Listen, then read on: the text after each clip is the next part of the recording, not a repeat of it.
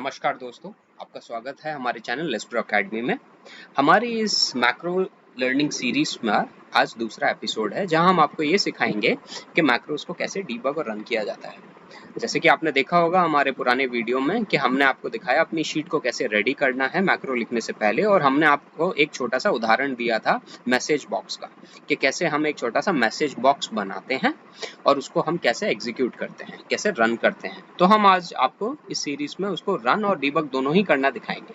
ये बहुत इंपॉर्टेंट है। मैक्रो लिखना बहुत बड़ी बात नहीं है, बट उसे रन करना या उसे डीबग करना वो सबसे बड़ी बात है। अगर आप डीबग करना सीख जाएं, पता लगाना सीख जाएं कि क्या गलती है आपके मैक्रो में, तो आप कहीं से भी कोई भी मैक्रो उठा के कॉपी पेस्ट करके एग्जीक्यूट कर सकते हैं या अपना मैक्रो लिख के भी एग्जीक्यूट कर सकते हैं।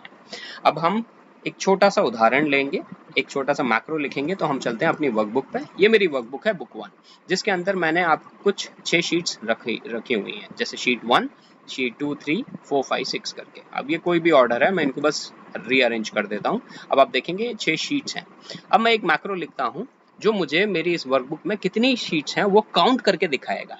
कैसे कर सकते हैं? सबसे पहला स्टेप है Alt + F11, जो मेरा विजुअल बेसिक एडिटर में लेकर जाएगा। जैसे आप हमारी पुरानी वीडियो को देखेंगे तो आपको समझ में आएगा कि ये डेवलपर टैब होता है हमारे इस मेन्यू बार में, जहां से आप सीधा विजुअल बेसिक एडिटर एक्सेस कर सकते हैं, या फिर आप Alt + F11 शॉर्टकट की दबा के एक्सेस कर सकते हैं। हालांकि देयर बहुत सारे ऑप्शंस हैं, बट आप ये ऑप्शन यूज करिएगा, एक ऑप्शन एट अ टाइम।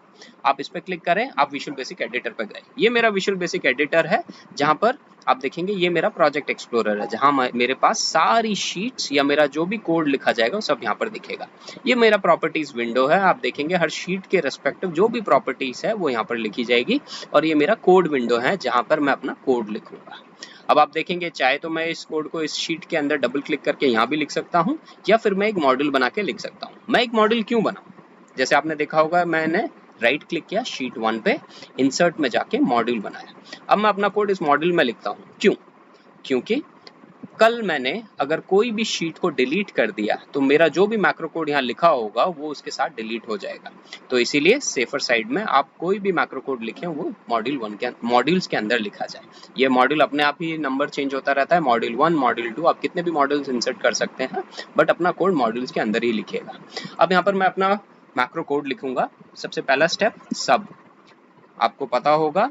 आप अगर नहीं जानते हैं सब क्या है तो हमारी पुरानी वीडियो को जरूर देखिएगा, जहां पर हमने ये बताया है कि ये सब एक सब रूटीन होता है मैक्रो शुरू करने का। अभी आप इसको बस इतना जान के रखिए कि ये सब है, उसके बाद एक सब रूटीन है जिसके अंदर हम अपना मैक्रो कोड लिखने वाले हैं। उसको हम एक नाम देते हैं, उसकी एक पहचान। तो मैं यहाँ दे देता हूँ काउंट शीट्स। ये मुझे बताएगा कि मेरी शीट्स कितनी हैं। अब ये काउंट शीट्स मैंने ऐसा क्यों लिखा है, उसको और ज़्यादा जानने के लिए हमारा आप पुराना वीडियो देख सकते हैं। फिलहाल के लिए आप एक कोई नाम दे दीजिए बिना स्पेस के। उसके बाद आप डबल कोट्स लगा दीजिए, डबल ब्रैकेट्स लगा दीजिए, ओपन एंड क्लोज ब्रैकेट, और एक एंटर की दबा दीजिए। जैसे ही आप एंटर की दबाते हैं आप देखेंगे एंड सब नाम का स्टेटमेंट अपने आप ही यहाँ पर आ जाएगा। मतलब आपका ये पूरा सब रूटीन यहाँ पर कंप्लीट हो गया। अब आप इसके अंदर जो भी लिखेंगे वो आप अपने एक्सेल को कमांड देंगे। मैं यहाँ पर क्या कमांड दूंगा मेरी एक्सेल को? सबसे पहला काम, मैं एक वेरिएबल डिक्लेयर करूंगा। वेरिएबल डिक्लेयर करने के लिए हमें एक कीवर्ड होता है डिम। बस इसको अभी के लिए फिलहाल आप याद रखिए, धीरे धीरे आपको ये समझ में भी आ जाएगा, प्रैक्टिस भी कर सकते हैं आप। डिम का मतलब डायमेंशन होता है एक्सेल वीबीए प्रोग्रामिंग लैंग्वेज में, जिसको हम मैक्रोस बोलते हैं। तो वीबीए में डिम एक कीवर्ड है जो हमें एक वेरिएबल लिखने में मदद करता है। अब मेरा वेरिएबल का नाम मैंने दिया काउंट ऑफ शीट्स। ये मेरा वेरिएबल का नाम है। अब ये कोई भी नाम हो सकता है। ये वेरिएबल होता क्या है? ये वेरिएबल बस आपका थोड़े वक्त के लिए वैल्यूज को अपने अंदर समा के रखता है, ये वो होता है वेरिएबल। तो हम यहाँ पर डिम काउंट ऑफ शीट्स लिख देते हैं, उसके बाद एंटर दबाएंगे। अब ये dim count of sheets ideally हमें ये बताना पड़ेगा कि ये क्या है। ये नंबर है तो मैं इसको इंटीजर लिख देता हूँ, एज इंटीजर। मैंने एंटर दबाया, नेक्स्ट लाइन आ गई। ठीक है, इसके बाद मुझे बस एक स्टेटमेंट लिखना है जिससे मेरी इस वर्कबुक में कितनी शीट्स हैं वो अपने आप पता पड़ जाएगा। काउंट एप्लीकेशंस, आप ऐसे लिखिएगा application dot sheets dot count. आप देखेंगे ये अपने आप आपको हेल्प करेगा। इस लाइन से आप देख सकते हैं आपका पूरा शीट का काउंट अपने आप निकल के आ जाएगा। अब मैं क्या करूंगा, इस स्टेटमेंट को जो भी आउटपुट आएगा, मतलब इससे जो भी शीट का काउंट निकलेगा, उसको बस इस वेरिएबल के अंदर सेव करके रख लूंगा थोड़े वक्त के लिए, क्योंकि ये वेरिएबल सिर्फ और सिर्फ जब तक ये मैक्रो रन होता है जब तक ही इसकी लाइफ होती है। जैसे ही इस मैक्रो के बाहर आया, इस वेरिएबल की कोई वैल्यू नहीं। अब मैंने काउंट ऑफ शीट्स इस वेरिएबल के अंदर शीट का जो भी काउंट है उसको स्टोर कर लिया है। अब मैं अपनी एक लास्ट स्टेटमेंट लिखूंगा जो कि मैसेज बॉक्स है, जो मैंने आपको हमारे पुराने वीडियो में दिखाया होगा, आप एपिसोड 1 को जाके देख सकते हैं। एक मैसेज बॉक्स के अंदर मैं आपको दिखाऊंगा कि ये शीट का काउंट क्या है। तो मैं क्या लिखूंगा, मैसेज बॉक्स स्पेस देके ये जो काउंट ऑफ शीट वेरिएबल है इसको मैं यहाँ पर लिख दूंगा, काउंट ऑफ शीट्स, बस। अब मैसेज बॉक्स के बाद इसको बिना किसी डबल कोट्स या बिना किसी चीज के स्पेस देके उस वेरिएबल को लिख दो तो आपको वो काउंट दिखा देगा। अब इसको कैसे रन करेंगे आप देखिए, मैं यहाँ पर स्पेस दे देता हूँ अच्छी समझ के लिए। अब आप यहाँ पर प्रॉपर्ली देख पाएंगे ये अंदर इस सब रूटीन के सिर्फ 3 लाइन है। अब कैसे इन 3 लाइनों को एग्जीक्यूट करेंगे, मैंने आपको पुरानी वीडियो में दिखाया था। इसको क्लिक करिए, ये जो ग्रीन कलर का आइकन है या F5 करके शॉर्टकट किया, आप उसको क्लिक करिए। आप F5 दबाएंगे, आप देखेंगे यहाँ पर टोटल काउंट दिखा दिया 6। तो इसका मतलब मेरे इस वर्कबुक में 6 शीट्स हैं।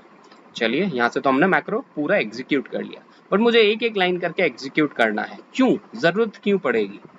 देखिए, मैं एक गलती करता हूँ इस मैक्रो में जानबूझकर। मैंने क्या गलती करी है, एप्लीकेशन को एप्लीकेशंस लिख दिया है। ये कुछ नहीं, ये एक ऑब्जेक्ट है। मेरी पूरी की पूरी ये जो वर्कबुक है इस एप्लीकेशन के अंदर समा जाती है, इसीलिए एप्लीकेशन नाम का एक ऑब्जेक्ट होता है जिसको मैंने गलती से एप्लीकेशंस लिख दिया है। अब मैं इस मैक्रो को अगर रन करता हूँ, इस ग्रीन आइकन पे जाके दबा के रन या फिर F5 दबा के, तो आप देखेंगे ये एरर दिखाता है, run time error 424, object required. मतलब इसको पहचान में ही नहीं आया है कि यहाँ पर ये क्या है एप्लीकेशंस। आप जैसे ही डीबग पे दिखाएंगे दबाएंगे तो आप देखेंगे एक येलो कलर का हाईलाइट हो जाएगा, जिस स्टेटमेंट में गलती होगी वो हाईलाइट हो जाएगा। ये देखिए येलो कलर में इस स्टेटमेंट में गलती है, ये हाईलाइट हो गया। आप एरो भी देखेंगे, आपको बताएगा इस पर्टिकुलर एरो मतलब इस पर्टिकुलर स्टेटमेंट में कोई गलती है। अब क्या गलती है वो आपको पता लगाना पड़ेगा। धीरे धीरे आप जैसे ही मैक्रोस थोड़ा समझने की कोशिश करेंगे आपको समझ में आ जाएगा ये एप्लीकेशंस नहीं एप्लीकेशन है। आप इसके ऊपर अपना माउस ले जाके अगर डबल क्लिक करके एप्लीकेशंस देखें तो आपको बोलेगा applications is equal to empty. तो इसका मतलब एप्लीकेशन की स्पेलिंग गलत है। आप एस को हटा दीजिए और अब जाके इस एप्लीकेशन पर डबल क्लिक करिए। अब देखिए application is equal to Microsoft Excel बोलता है। तो इसका मतलब ये गलती थी और ये मेरा डीबग हो रहा है मैक्रो। अब इसको मैं एक लाइन कैसे एग्जीक्यूट करूं, इसके लिए शॉर्टकट की होती है F8। आप देखिए ये डीबग करके मेन्यू है, आप डीबग पर क्लिक करेंगे और स्टेप इनटू करके आप देखेंगे F8 ये शॉर्टकट की है। या तो आप इसको दबा दीजिए, ये अपने आप एक एक लाइन नीचे जाएगा, या F8 शॉर्टकट की दबाइए अपने कीबोर्ड से। तो मैं F8 शॉर्टकट की दबा रहा हूँ। आप ये देखिए message box count of sheet, जैसे ही F8 दबाऊंगा ये अपने आप मैसेज बॉक्स दिखा देगा। तो इस तरीके से हम अपने मैक्रो को हमारे सब रूटीन को या मैक्रो कोड को डीबग और रन करते हैं। सो डीबग करने का अब आपको समझ में आ गया होगा क्या फायदा होता है। डीबग करने का फायदा ये है कि क्या गलती है आपके मैक्रो कोड में वो आप देख सकते हैं। जब आपने बहुत बड़ा मैक्रो लिखा होगा तो आपको ये समझ में आ जाएगा कि पहले आप उसको एक एक लाइन करके डीबग करके देख लीजिए, या पहले पूरा रन करिए, जहां गलती आती है वहां पर आप उसको डीबग करके देख सकते हैं। चलिए दोस्तों, आज का एपिसोड में हमने ये देखा कि कैसे डीबग और रन किया जाता है मैक्रो। आने वाली वीडियोस में हम आपको ये भी दिखाएंगे बहुत सारे एग्जांपल्स के साथ कि कैसे कैसे हम सब रूटीन्स लिख सकते हैं, कैसे और मैक्रो कोड्स लिख सकते हैं, ये पता लगाने के लिए कि हम कैसे एक नया रो इंसर्ट कर दें, एक नया कॉलम इंसर्ट कर दें, कैसे PDF बना सकते हैं हम अपनी एक्सेल की, या कैसे हम एक नई शीट इंसर्ट कर सकते हैं, एक शीट को डिलीट कर सकते हैं।